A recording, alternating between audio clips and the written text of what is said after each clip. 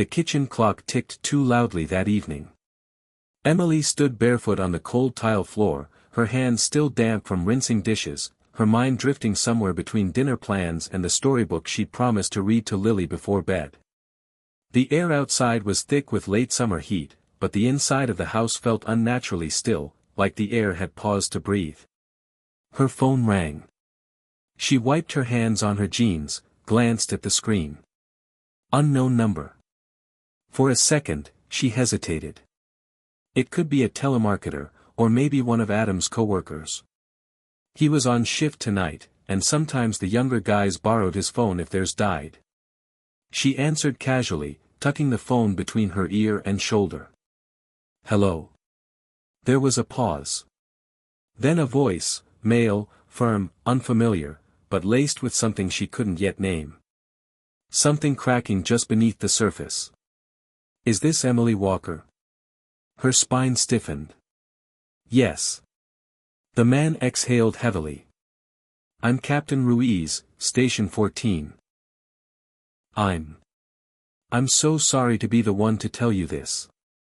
He paused, as if searching for words that didn't exist.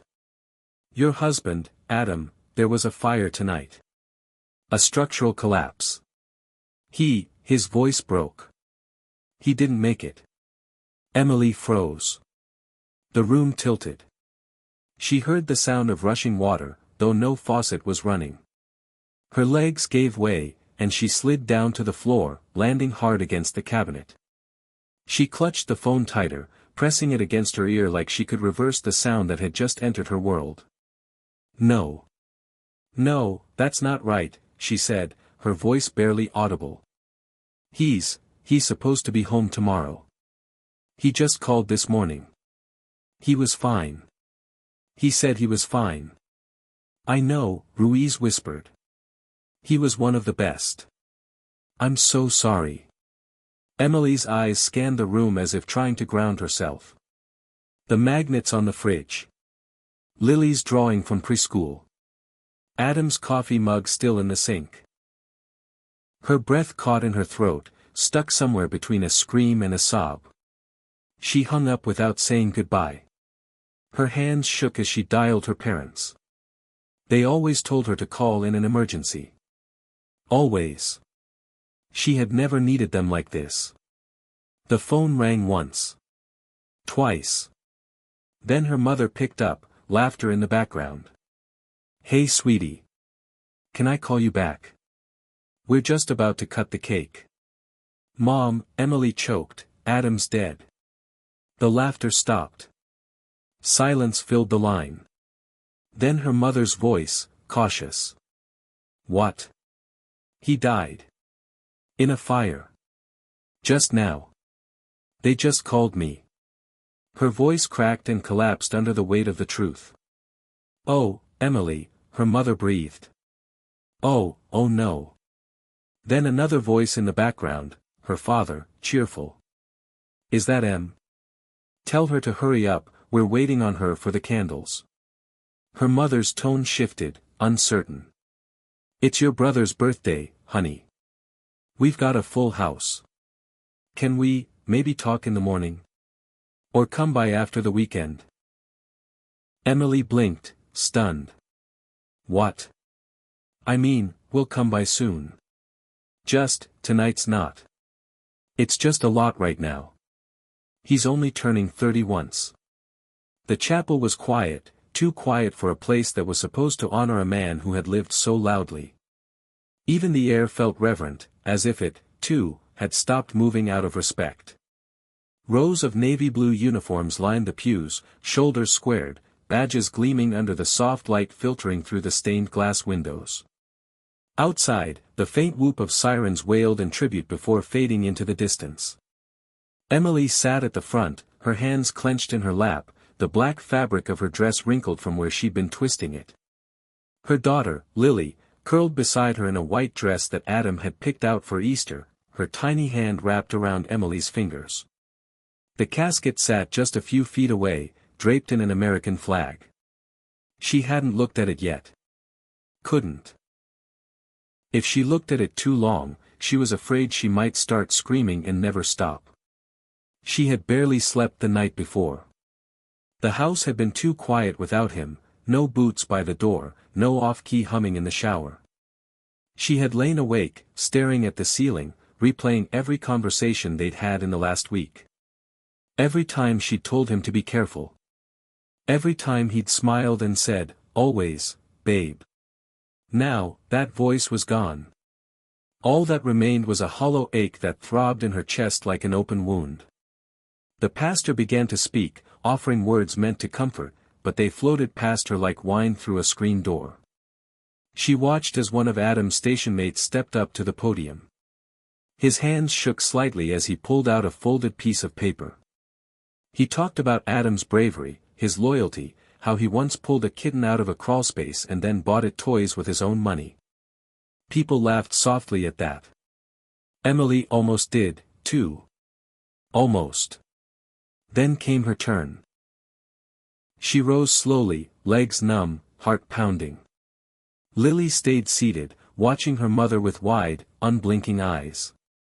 Emily reached the podium and looked out over the sea of blue uniforms, the friends, the neighbors, the fellow firefighters who now looked at her with wet eyes and lowered heads. But 2 seats near the front, seats she had reserved days ago, remained empty. Her parents never came. She'd left messages. Told them the time, the place. Said she needed them. Said she didn't care about what had happened. That none of it mattered now. Her mother had texted back once, "We're just overwhelmed right now. Your brother's party ran long. We'll come visit next week. Promise." Emily looked at those empty seats, then at the casket, and finally at the note in her hand. She hadn't written a speech. She couldn't find the words. So she just spoke. "Adam loved this city," she began, her voice shaky but clear. "He loved Lily more. And me, somehow, despite all my flaws. He always said being a firefighter wasn't a job. It was a calling. He would have run into 100 burning buildings if it meant saving one person's life. He died doing what he believed in. What he was born to do." The room was still. Not a cough, not a whisper. Someone in the back wiped away tears. She swallowed hard, steadying herself. "He always said family was everything," she continued. "But sometimes, family isn't who you expect. Sometimes, it's who shows up when your world falls apart." The law office smelled of stale coffee and expensive paper. Emily sat at the long oak conference table, a stack of neatly organized folders in front of her, her fingers tapping a slow, anxious rhythm against the leather chair's armrest. The walls were decorated with framed degrees and corporate artwork, soulless landscapes painted in colors meant to soothe, but they only made the room feel more impersonal, more distant from what this meeting was really about. Across from her, her parents sat stiffly, dressed in formal black as if trying to make up for missing the funeral.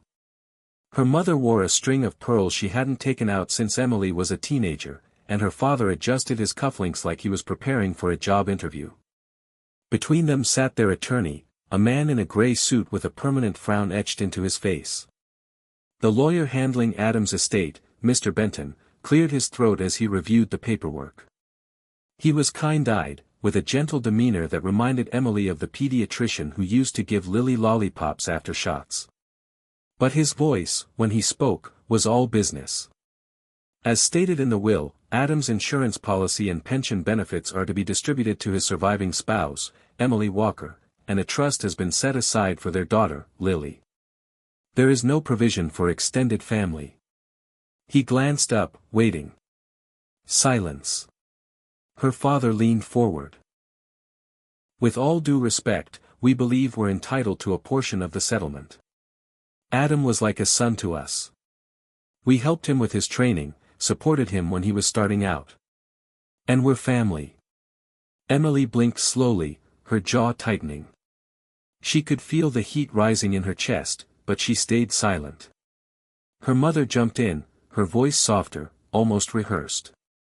"We're not trying to take anything from you or Lily. We just think it would be fair fair, Emily, for us to receive a small share. It's what Adam would have wanted. You know how much he cared about keeping peace in the family." Emily stared at her, not speaking. "Not yet." Her father continued, "And let's not forget, we were the ones helping you too when you could barely pay your rent, remember that? A little gratitude would be appropriate here. It's not about the money, it's about principle." Emily looked at her hands, at the wedding band she hadn't taken off, even after they handed her the folded flag. Her voice, when it came, was calm. Too calm. "He died 3 weeks ago. I called you from the kitchen floor, shaking. And you told me you were too busy cutting cake." Her mother flushed, her eyes darting toward the lawyer. "It wasn't like that, Emily. You always take things so." "I buried my husband," she said, still calm. "You didn't come. Not for the funeral. Not even for Lily." Benton shifted uncomfortably, clearing his throat again. "The legal path forward is clear. Unless Ms. Walker chooses to assign any portion of the settlement voluntarily, there's no claim to contest." The other attorney tried to interject, but Emily slowly reached for the folder in front of her. She opened it, took out the signed documents, and slid them across the table to Benton. Then she reached into her purse and pulled out a pen. In front of them all, she signed the line at the bottom, transferring 10% of the settlement to her parents without so much as a tremble in her hand. A stunned silence settled over the room. Her father leaned back, eyebrows raised. "You're agreeing to this?" Emily looked up, her eyes clear and steady. It was raining the day the letter came, the kind of soft, persistent rain that blurred the windows and made the whole world feel quieter, more contemplative. Emily stood by the kitchen sink, a cup of cold coffee in her hand, staring out at the backyard where Lily's forgotten jump rope lay tangled in the wet grass. She hadn't checked the mail in 2 days. Most of it was bills, ads, or sympathy cards written by people who didn't know what to say but sent something anyway. The mailbox creaked when she opened it, swollen slightly from the damp. Inside was a small stack of envelopes. A medical bill. A credit card offer. And one plain white envelope with no return address, just her name written neatly in blue ink, Emily Walker. She turned it over slowly in her hands as she walked back inside. It was heavier than it looked. Not thick, just weighty. Like it meant something. Lily was upstairs drawing in her room, humming to herself. Emily sat at the kitchen table, the same one where Adam used to eat late-night cereal in his sweatpants after a shift. She ran her thumb along the envelope's seal for a moment, then opened it. Inside was a single piece of lined paper, folded in thirds, and a check clipped to the top corner. Her breath caught. The handwriting was strong, slightly slanted, the kind that belonged to someone used to filling out reports in a hurry. It read, "Emily. I don't know if you remember me. I'm Captain Ruiz, Adam's captain at Station 14. I was the one who called you that night. I've thought about that call every day since. I wish I'd said more. I wish I could have said something that would have made it hurt less. After the funeral, we all felt helpless. You probably don't know this, but Adam was the glue at our station. He had this way of making everyone feel like they mattered. He remembered birthdays. He brought homemade cookies, said they were your recipe, though we're still not sure if that was true.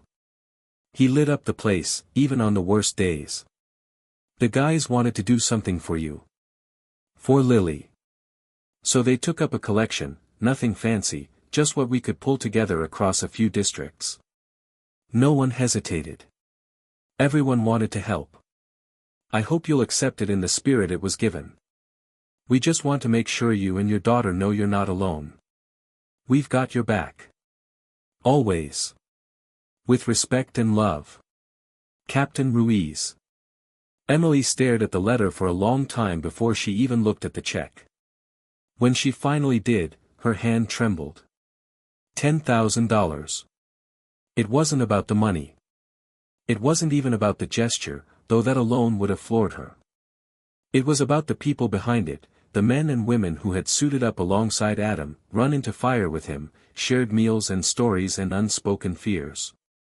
People who knew him as more than a name on a folded flag. People who showed up not because they had to, but because that's what you do when someone you love is gone and their family is left behind. Tears spilled before she could stop them. They dripped onto the letter, the ink smudging slightly at the corner, but she didn't care. She pressed the page to her chest, holding it like it could fill the void Adam left behind, even just a little. The sun filtered gently through the living room windows, warming the hardwood floor and casting soft patterns on the rug. Balloons, pink and silver, bobbed lazily above the furniture, tied to the backs of chairs or hovering near the ceiling. A small, "Happy Birthday Lily" banner hung slightly crooked above the fireplace, one corner taped with a band-aid after Emily had run out of tacks.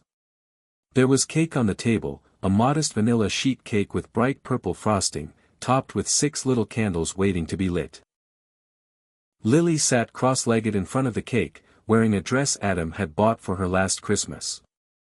She had chosen it herself, even though it was a little too big now. Her hair was in a messy braid that Emily had redone twice already, and her smile stretched across her face, wide and unbothered by all the quiet absences around her. There was laughter in the room, but it wasn't from family.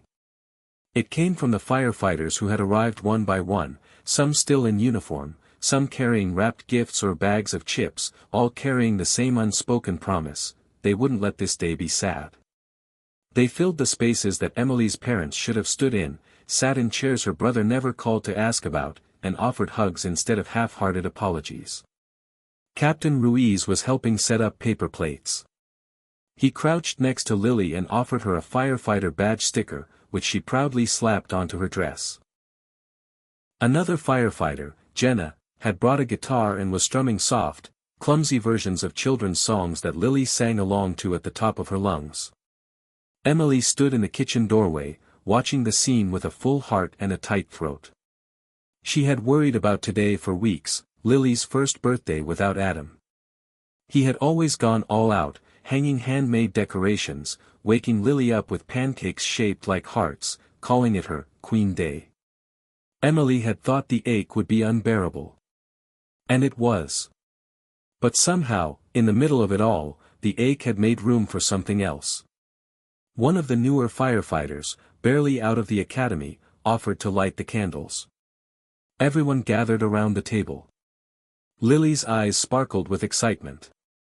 She looked around at the room, her tiny hand reaching for Emily's. "Okay," someone said gently, "make a wish." Lily closed her eyes tight and whispered something only the flame could hear. Then she blew out the candles in one breath, and the room erupted into applause and cheers.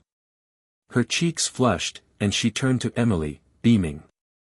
"I wish Daddy could see how many people love us," she said, as if it were the most normal thing in the world. "Do you think he can?" Emily's breath caught in her throat.